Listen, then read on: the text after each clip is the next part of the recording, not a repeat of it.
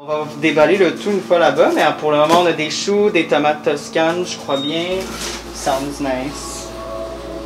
Bonjour, je m'appelle Claire, je suis coprésidente avec Alexandre Estève de la Banque alimentaire de l'Université de Montréal. La Banque alimentaire en fait nourrit 200 étudiants normalement hors temps de pandémie, puis en ce moment on nourrit 80 étudiants, on donne des paniers hebdomadaires d'une valeur de 80 $ environ, ça varie vraiment en fonction des semaines.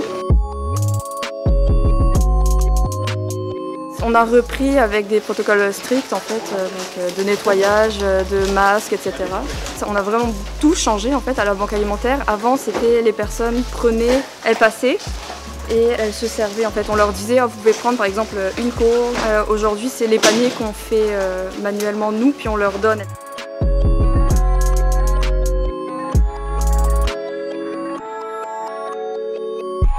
Donc dans le fond ici c'est par où rentrent les bénéficiaires. Il y a des secrétaires ici qui vont prendre le nom du bénéficiaire, son matricule, puis qui vont vérifier sa carte étudiante. Ils se lavent les mains ici, il y a une secrétaire qui est ici et qui va leur dire de se mettre par exemple au poteau numéro 1, 2, 3, 4. Et quand le poste est libre en fait, ils vont juste prendre le panier qu'on leur a donné ici.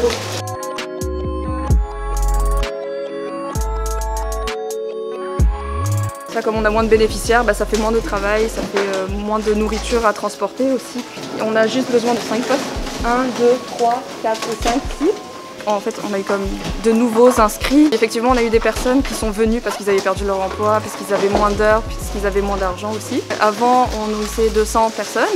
Aujourd'hui, c'est la moitié. Mais c'est pas nous qui refusons les personnes. C'est-à-dire qu'il y a beaucoup moins de demandes parce que les gens, ils sont rentrés chez eux, ils ont plus cours comme tout était en ligne. C'est vraiment juste au niveau de la logistique des bénéficiaires que ça a été plus compliqué là. C'était surtout compliqué parce qu'on ne savait pas comment s'y prendre. Il n'y avait pas de protocole mis en place, fait qu'il a fallu que nous on aille voir avec directement les directeurs, aller parler avec la direction des immeubles. L'année dernière vraiment c'était comme en U et les bénéficiaires ils touchaient un peu tout.